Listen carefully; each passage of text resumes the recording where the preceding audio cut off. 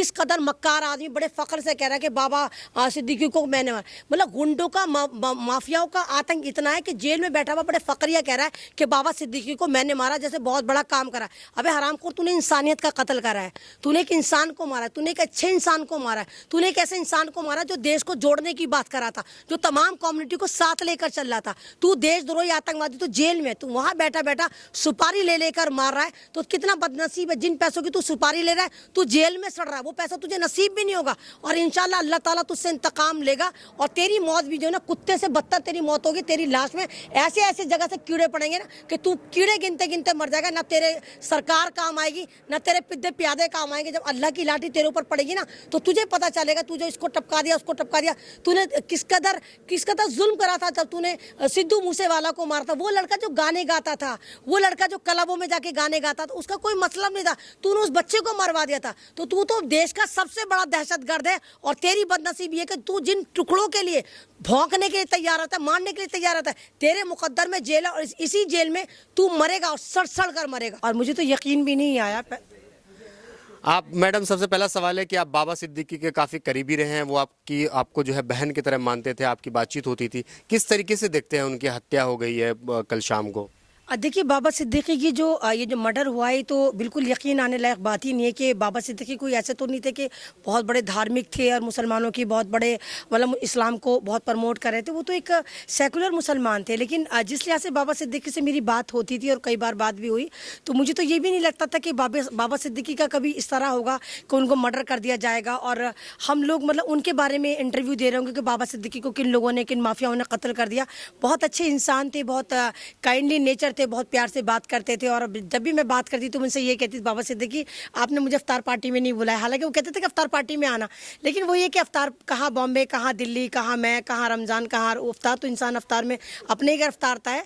तो लेकिन बहुत अच्छे, बहुत काइंडली नेचर थे, बहुत प्यार से बात करते थे। और लास्ट टाइम जो मेरी उनसे बात हुई थी तो वो मेरे ख्याल से 9-10 महीने पहले हुई थी। तब तक वो कांग्रेस में ही थे, एनसीपी में नहीं गए थे।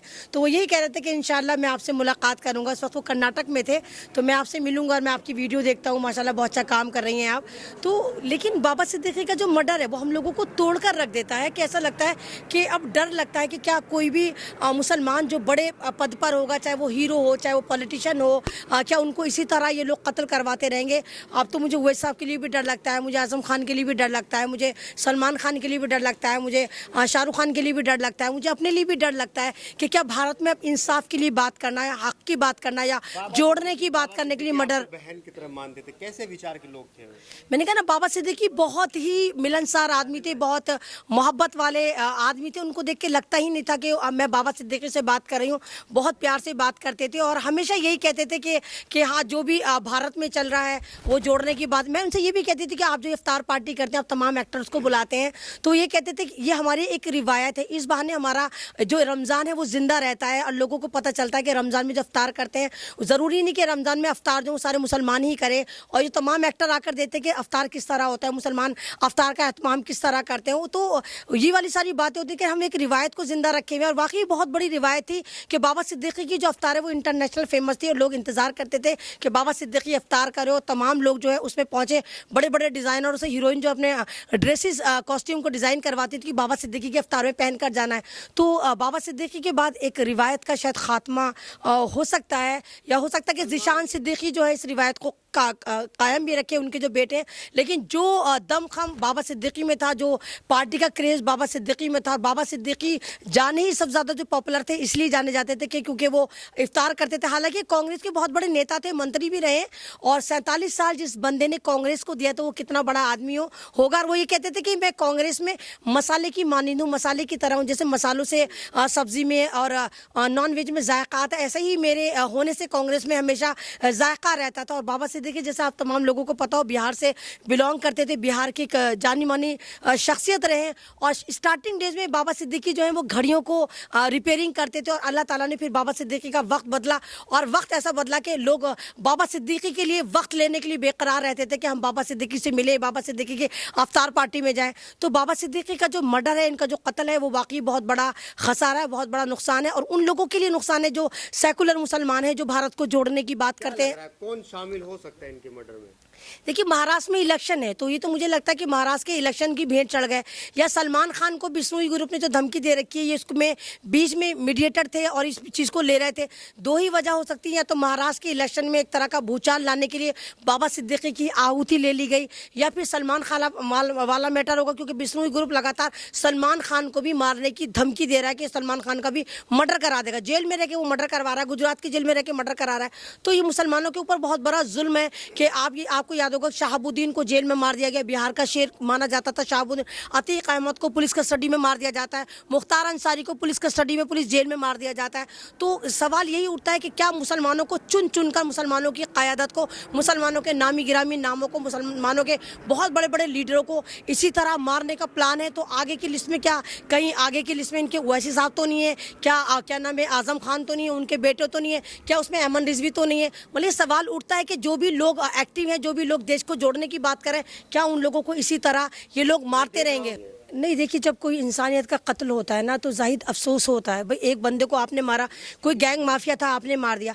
अब मतलब हमारे भारत के हालात ऐसे हो गए हैं कि गैंग माफिया जेलों से लीड कर रहे हैं, वो जिसको हाथ रखते हैं उसको मार देते हैं। तो सरकार क्या कर रही है? और वाई प्लस सिक्योरिटी में अगर मार दिया जा रहा है बाबा सिद्दीकी को तो ये समझ में आता है कि हमारे टैक्स का कितना गलत इस्तेमाल हो रहा है। वो वाई प्लस सिक्योरिटी वाले कहीं मुजरा करने चले गए थे जब बाबा सिद्दीकी को 3 चूसे हुए आम आते हैं और मारकर चले जाते हैं, जिन लोगों के ऊपर इन्होंने कहा, और फौरन कह देते हैं 3 लमचू से लड़के लेकर आए कि झाड़ू की सींग भी उनसे ज्यादा मोटी होगी जिन लोगों ने बाबा सिद्दीकी को मारा, यानी जिन लोगों को इन प्लान करा कि इन लड़कों ने मारा है। तो ये सारा का सारा ड्रामेबाजी है, मुसलमानों की आड़ में मुसलमानों का कत्ल करके, मुसलमानों को मार के, उनका नरसंहार करके ये पॉलिटिक्स को चमकाने का काम कर रहे हैं। लॉरेंस बिश्नोई ने जो है इसकी जिम्मेदारी ली है, तो आप लॉरेंस बिश्नोई को समाज सेवी या आतंकवादी क्या मानते हैं? देखिए लॉरेंस बिश्नोई तो एक किराए का टट्टू है, जो माफिया है, जो पैसे लेके चंद टुकड़े लेके गुजरात की जेल में वो किसी का भी मर्डर करा देता है। ये तो कहते हैं पैसे लेके कत्ल करने वाला, लेकिन कत्ल किसने करवाया?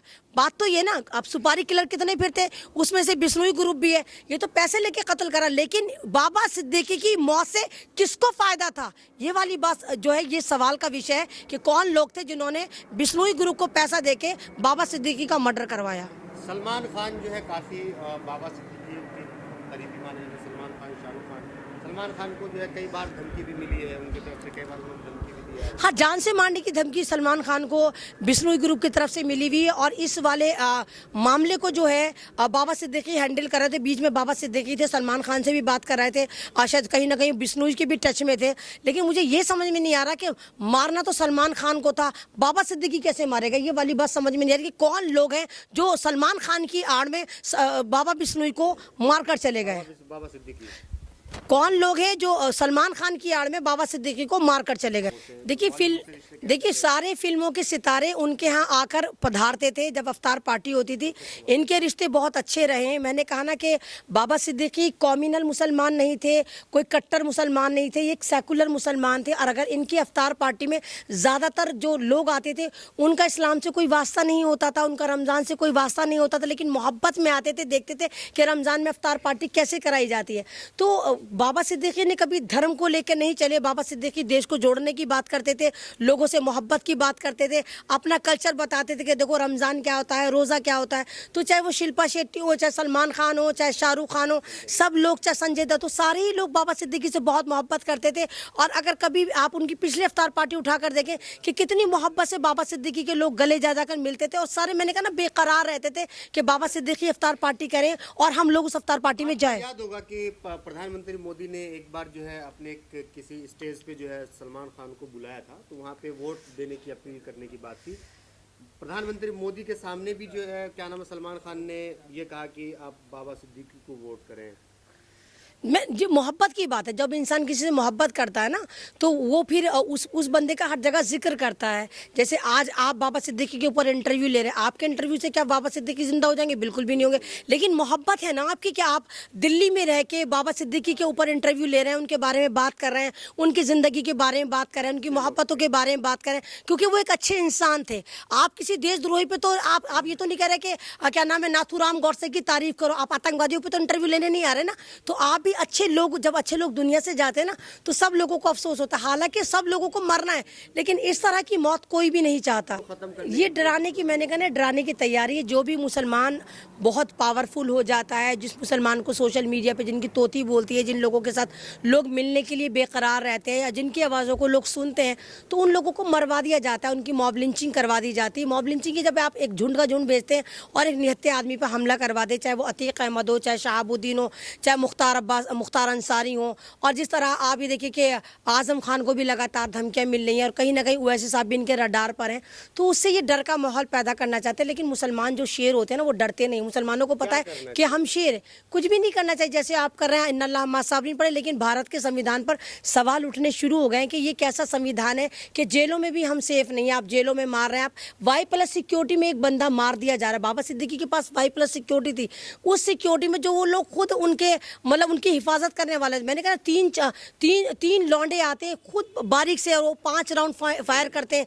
3 गोलियां बाबा सिद्दीकी के पेट में लगती हैं। उनको लीलावती अस्पताल ले जाया जाता है, जहाँ पर वो जख्मों की ताब न लाकर दुनिया को अलविदा कह देते हैं। और अलविदा सब कहते हैं, हमें भी अलविदा कह रहे हैं, लेकिन जो ये तरीका था ये गलत था। एक तरह से मारना और माफियाओं द्वारा मारना। फिर ढीठ इब्ने ढीठ देखो किस कदर मक्कार आदमी बड़े फख्र से कह रहा है कि बाबा सिद्दीकी को मैंने मारा। मतलब गुंडों का, माफियाओं का आतंक इतना है कि जेल में बैठा हुआ बड़े फकरिया कह रहा है कि बाबा सिद्दीकी को मैंने मारा, जैसे बहुत बड़ा काम करा। अबे हरामखोर, तूने इंसानियत का कत्ल करा है, तूने एक इंसान को मारा, तूने एक अच्छे इंसान को मारा है, तूने एक ऐसे इंसान को मारा जो देश को जोड़ने की बात कर रहा था, जो तमाम कम्युनिटी को साथ लेकर चल रहा था। तू देशद्रोही आतंकवादी, तो जेल में, तू वहां बैठा बैठा सुपारी ले लेकर मार रहा है। तो कितना बदनसीब है, जिन पैसों की तू सुपारी ले रहा है, तू जेल में सड़ रहा है, वो पैसा तुझे नसीब भी नहीं होगा। और इंशाल्लाह अल्लाह ताला तुझसे इंतकाम लेगा, और तेरी मौत भी जो है ना, कुत्ते से बदतर तेरी मौत होगी। तेरी लाश में ऐसे ऐसे जगह से कीड़े पड़ेंगे ना कि तू कीड़े गिनते गिनते मर जाएगा। ना तेरे सरकार काम आएगी, ना तेरे पिद्दे प्यादे काम आएंगे। जब अल्लाह की लाठी तेरे ऊपर पड़ेगी ना,